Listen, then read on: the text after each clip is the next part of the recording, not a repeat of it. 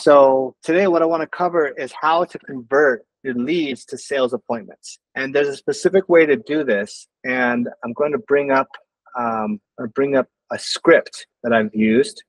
Okay, so here's a pretty generic script. And there's some different parts to this that are important. So now Facebook ads is basically like cold traffic. They weren't looking for your services. They don't necessarily need your services. I mean, they may need your services, but they weren't actively searching for your services. So there's interruption marketing, which is Facebook, where they're scrolling and then they see something interesting, they click on it and they take some kind of action. And then there's like active search, which is Google, which is like, I have a problem and I need it solved now. Like I need a plumber to come unclog my toilet. Like I need somebody to come fix my air conditioning. Like I need this right now. I'm going to go in and search and now I want it. So those are two very different types of intent. And so when you're dealing with Facebook ads, what you're doing is you're dealing with cold traffic, dealing with interruption marketing. And so you have to have a solid sales process on the back end if you want to actually convert these people. So here's just some examples. I'm going to go through the script kind of one-on-one, line by line, so you can see some of the different components of it. And by the way, that's my background on this is I have personally made thousands and thousands and thousands of appointment setting phone calls. So I'd like to master everything myself before I hand it off. It's kind of a gift and a curse. And appointment setting is one of those things that I've gotten really good at. And so I've created kind of like a script that works really well for me. And now I teach it to all my appointment setters and the people on my team. So my opening line is I say, "Hi, John." That's it. I don't say, "Hey, John," and start blabbering, okay?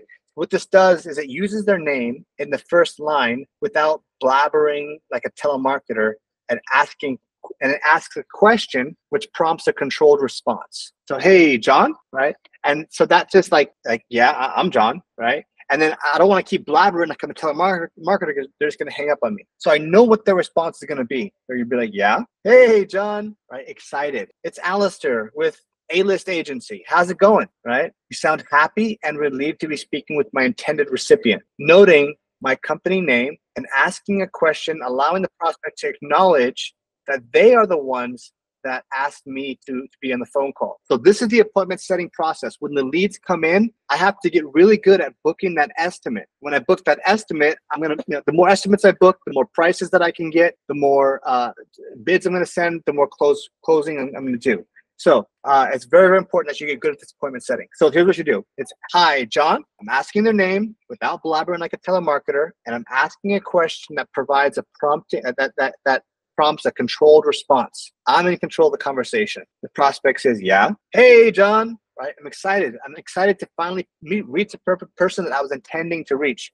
"It's Alister with A-List Agency. How's it going?" So I sound happy to be speaking with them and note my company name and I ask a question, right? And what this does is instead of me just blubbering, "Hey, you reached out to us, you asked a question, you downloaded my free thing, you wanted an estimate," no. I'm giving them a moment to like digest what I just said. "Hey, it's Alister with the A-List Agency. How's it going?" And sometimes they'll say like, Who is this?" Right? And then I'll say something like, "Yeah, it's the A-List Agency. We got your inquiry from Facebook about running Facebook ads.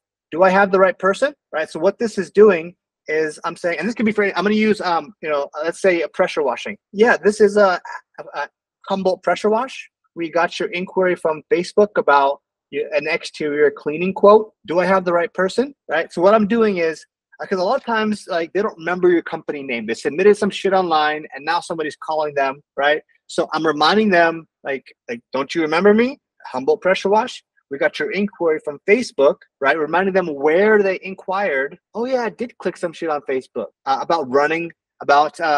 about your exterior cleaning quote. Oh yeah, that makes sense. I did submit something on Facebook about an exterior cleaning. Do I have the right person?" And what that's doing is I'm getting them to admit to me that they requested my phone call. And again, I'm prompting a controlled response. So I want them to tell me, "Yes, I requested, and I already know how this conversation is going to play out because I'm asking questions that I already know the answer to."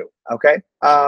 And then from there, that's basically one of the big things. Okay. So then you can go into leading with service. All right. And fact finding. So fact finding is finding out why they inquired in the first place. So yeah, so what's got you reaching out today? Again, you are the one reaching out to me. I'm not calling you. Yes, I am calling you, but I want to be like, you're asking me for my time. What's got you reaching out today? And then start to understand what their problem is. And then you go for the close. All right. So then you go for setting the time and date. Now, your goal here, and this is very important, is to guide the customer into a decision by setting down a path of steps that will help them make an easy decision. This is done by offering choices instead of open-end questions. Again, everything about sales, especially appointment setting, is about control. I want to be in control of the pathway that the customer walks on. Customers, prospects, they like to be led. They like to already have a pathway like set out, because it feels like you've done this a million times instead of just kind of making it up on the spot. So do your customer a favor and do your business a favor by leading your customer down a pathway and maintaining control the whole time. So here's how we do that when it comes time to setting a time and date. So I'm not going to say, hey, when are you free? When can we come out? Who knows their schedule off the top of their head? You just call them out of the blue. So your job then becomes to say, to kind of narrow it down for them. And I do that by asking either or question. I say, are weekends or weekdays typically better for you? Okay. Are weekends or weekdays typically better for you? They're going to give you one or the other. Weekdays are typically better for me. Perfect. Mornings or afternoons? Well, I work in the morning, so probably afternoons. Great. I have Friday at 3 p.m. Does that sound good? Okay. And then after I nail them down, right? So I kind of like I'm A or B, and then A or B. So I split them off into different choices, guiding them either or, so they get to choose instead of having this open-ended conversation. All right. Now, what I'm going to do is I'm going to send the invite, a prospect, the calendar invite while I'm still on the phone with them. And this is important because calendar invites get lost. A lot of times they have to, click yes to accept it. Sometimes they get sent in spam. Sometimes the email address is wrong. So by doing this over the span of large numbers, you're going to actually make more bookings and eventually make more sales by and plus it helps to firm it up in the customer's mind, right? It's like, I'm like building those neurological pathways. If you just said it one time, then those pathways fired one time. But what I'm going to do is like iterating it over and over and over. So that way it becomes like muscle memory almost, to where it's like, okay, I told you I'll be there. We have an appointment on Friday at 3 p.m. Now you've seen the invite in your email for Friday at 3 p.m. You've clicked yes, and now it's in your calendar Friday at 3 p.m. Okay, so it's firming it up. There's an important distinction between setting an estimate with somebody or an appointment with somebody and then actually getting that person to show up. It's not always going to be 100%. And depending on your industry or how strong it is, that appointment is, and how qualified the lead is, it may vary from 40% to 100%. Okay, so what you want to do is have as little drop off at each stage of the pipeline as possible. So if I get 10 people to book, my goal is to have 10 people to show up. So I can't sell them if they don't show up. So after they book, then we're going to try to firm up that appointment through different stuff. Okay. All right. So I say, hey, I sent that over. Can you check to make sure you received it? And they received it. They clicked yes. We're good to go. Okay, now the call closing.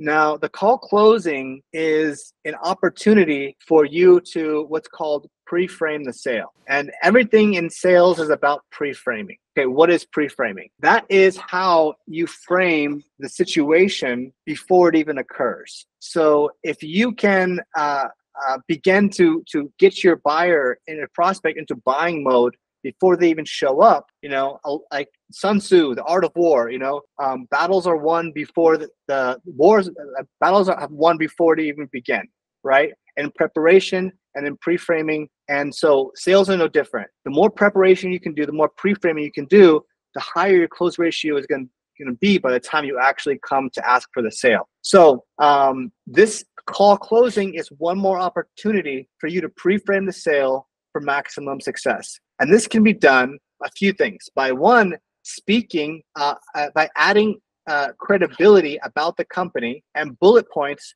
of why they made the right choice. So what I want to do here is reinforce to them that they are taking the right decision, that they're working with the right people, that the salesperson that they're going to work with is the best person in the whole entire world. So I'm like, edifying or flowing power or reframing that whole context to when they show up, they are, in a buying state. They feel good about that decision, and they're more likely to actually show up. Okay. So some of the ways you do that is, like this. Okay, perfect. So we are locked in, like the language that I use. It's like, I'm talking about being locked in. I'm not saying like, we'll see ya. No, we are locked in for Friday at 3 p.m. Okay, locked in for Friday at 3 p.m. And we will be 100% respectful of your time and make sure we show up prepared and on time for your appointment. We just ask the same for you. So if you can't join, please let us know at least 24 hours in advance so we can free up your spot for someone else. Sound fair? Of course it sounds fair. They're going to say, yes, it sounds fair, right? Sales is all about asking questions where they already know the answers to. You already know the answers to. And then, if you're going to do a virtual sales session, depending on your industry, right? If you're doing a pressure washing estimate or a carpet cleaning estimate, you aren't going to be doing in-person sales. Over the phone sales. You're probably going to be doing in-person estimates. If you're doing coaching, if you're doing any kind of consulting or anything nationwide, chances are you're going to be doing virtual. And when you're doing virtual, the more, like in general, the more intimate the sales appointment is, sales process is, like the higher your close ratio is going to be. What do I mean by intimate? So on the far end, you have like trying to close somebody on DMs or over text messages, right? It's really hard to close somebody on a sale speaking to them on text messages or DM. On the far end, on the other far end, you have one-to-one sales where I come into your home, I sit on your couch, I give you a sales presentation, and we spend an hour together, all right? That's that end. Now, there's different steps in between. For example, a phone call is more intimate than a text message conversation. A virtual call, like a Zoom call like this, is more intimate than a phone call. And an in-person is more intimate than a Zoom call. And so what I don't want to do is when I'm on a sales call, I don't want somebody joining from their phone. I want somebody sitting their butt in front of a computer where I have their full attention. I don't want them walking to work. I don't want them, in their car. I want their butts in a computer so they can sit down and have their full attention for 30 minutes or 45 minutes, whatever it is. And that way I'm going to have the most chance to be able to actually give my full presentation, get them really involved into whatever it is we're talking about, and then get that commitment from them. Because their mind is on me, right? I don't want their mind 5 different places, on traffic, on kids, and whatever it is, right? So I asked them, also, please join from your computer, not your phone, so we can have a productive session. And then I say one last thing before I let you go. On the call, we will be making you an offer to work with our team. And we're going to show you how we can how to rapidly grow your business over the next few months. If everything checks out and we show you proof and you see how we can do this for you, and it was affordable, would there be anything holding you from getting started holding you back from getting started with us? All right. Now, this is another way to pre-frame. And in fact, it's called a tie down. So what I'm doing is I'm asking them a question which I already know the answer to. If everything checks out, meaning you love everything, and I show you proof, meaning that it's actually true, and it was affordable, right? Like, who wouldn't do business with you if all those things checked out? Would there be anything holding you back from getting started with us? Like, I want to get the first of all, I'm doing one thing, is I'm tying them down. Well, like this person, they said to themselves, nobody wants to be a liar, right? You told me that, and I would never throw it back in their face because that's the surest way to lose a sale.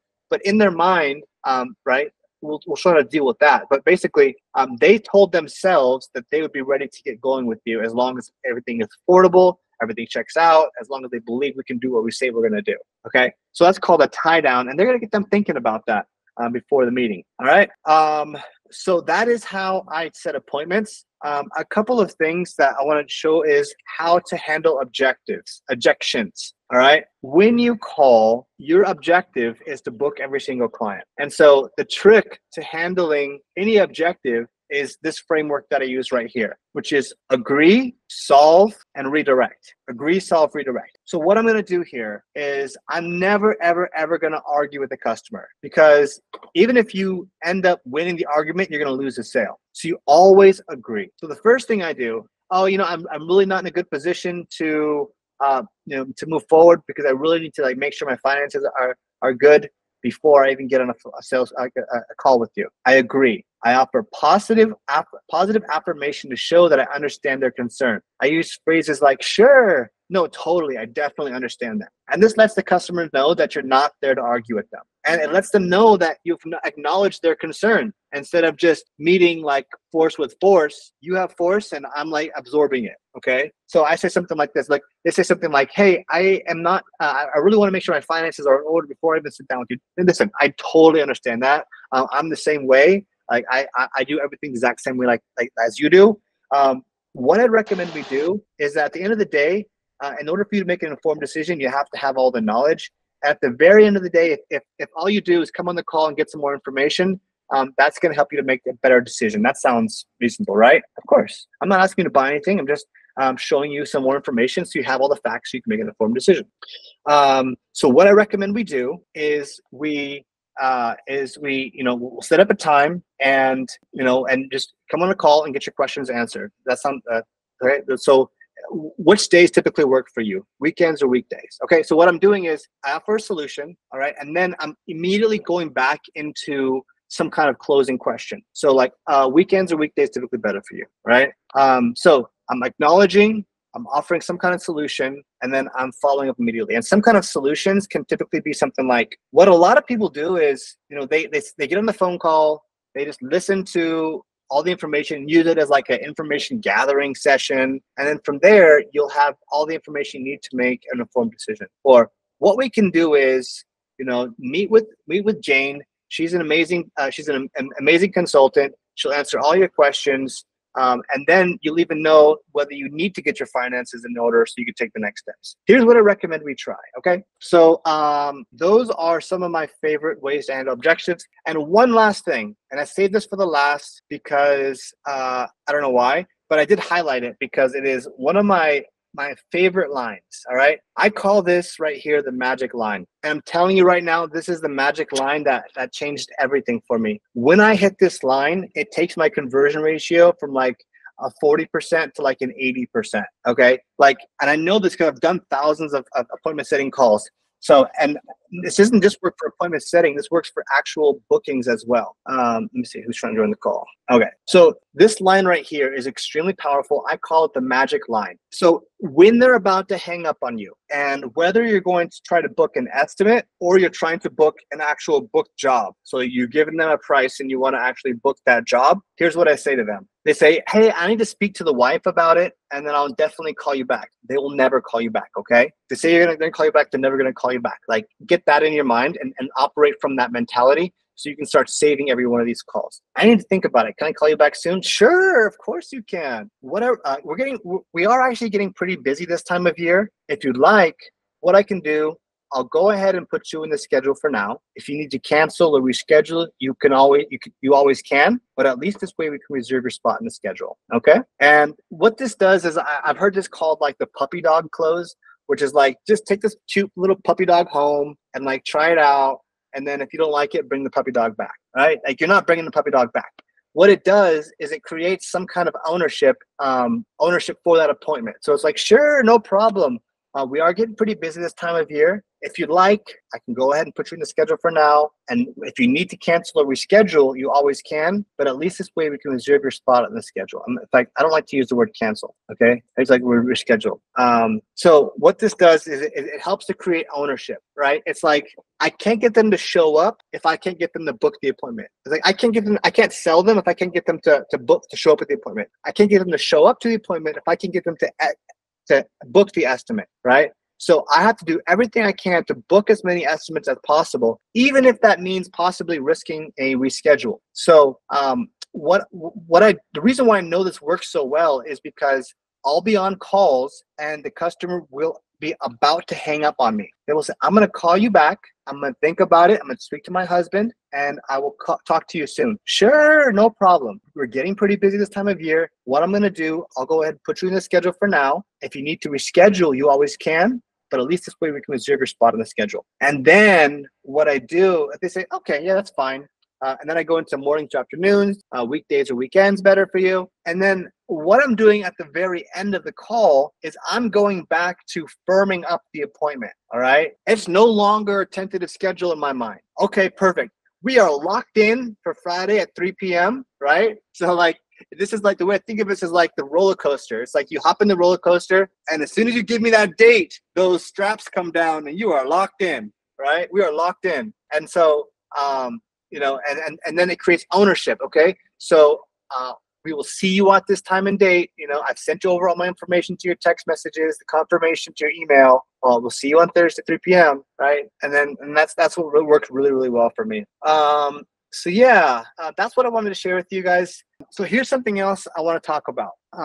Now, I work with a lot of people that try Facebook ads. And one of the biggest things that people will mess up on, and it'll kill the ROI, is that two things. One is it takes them too long to respond to the lead. And the second thing is that they don't follow up frequently enough. If you can solve those two problems, I'm telling you right now, you're going to make much more money with your campaigns. Okay. So the first problem, you have to use automation to, as soon as the lead comes in, sending them a text message, and then setting up a follow-up automation to where if they don't respond within 20 minutes, you're following up with another text message. That alone makes a big difference. Like, don't let these leads get lost in your inbox. Don't let them just like rely on somebody manual. Okay. But the other part of that is that you have to call, like you have to be aggressive on the phone calls. Typically what that means is the first day, I want to see like a minimum of 4 phone calls, minimum. And then like 2 to 5 phone calls every single day for the next 3 to 4 days. After that, I'll slow down the cadence a little bit. But what happens is, first of all, the reason why I say 4 or 5 on the first day is because I do double taps. There's so many spam callers. People are rarely ever answering the phone these days. And so what I do is I'll call. If they don't answer, I call right back. Okay. What I do the first time that a lead comes in is I double tap. So I call, they don't answer, they think it's spam. I hang up, I call right back. That's called double tapping. And that increases your rate quite significantly because spam callers don't typically do that. And then I'll wait. If they don't answer again, I'm going to call at a different time of the day. So, they're busier in the mornings, and so I call in the afternoon. I'll double tap again, right? They don't answer, call right back. And then I might call one more time in the afternoon or in the evening. The best times to reach people are typically between 7:30 and 9 a.m. and then 5 p.m. to 7 p.m. So if you only call people, like, I'm going to call leads every morning at 9 a.m. Well, everyone's at work by 9 a.m. And if they didn't answer you the first time at 9 a.m., it's probably because that's when they're on their commute or they're busy. So you have to vary the times that you're calling these leads. And don't be afraid of bothering these people, because if they don't buy from you, who the hell cares anyways? Bother them until they hang up on you, or they buy from you, or they die on the list, right? I don't want people to die physically, but like the lead dies or they buy. That's it. Like those are the only 2 outcomes. And so you need to be aggressive in the way that you follow up. And by aggressive, I mean just constantly following up with them at different times of the day, over different days of the week. And that's really all, like the biggest difference is that people will call these leads once or twice. Oh, the leads they didn't pick up. Oh, they never pick up. Like, you need to call these leads multiple times. I can't stress it enough. That is the one biggest thing. Guys, if you cannot call these leads yourself because you're busy, because you are the operator of your company, then it is your responsibility. If you can't call these leads because you're busy or you're the operator of the business, it's your responsibility then to hire somebody who can, okay? We have appointment setters that we work with. I work with people both in the United States and also in the Philippines. And, we're going to call these leads. And so if you can't do it, hire somebody to do it for you. I will help you with that if you need to. But like, if you can't call these leads, you shouldn't be advertising, right? Because you will just waste your money, and I don't want that to happen to you.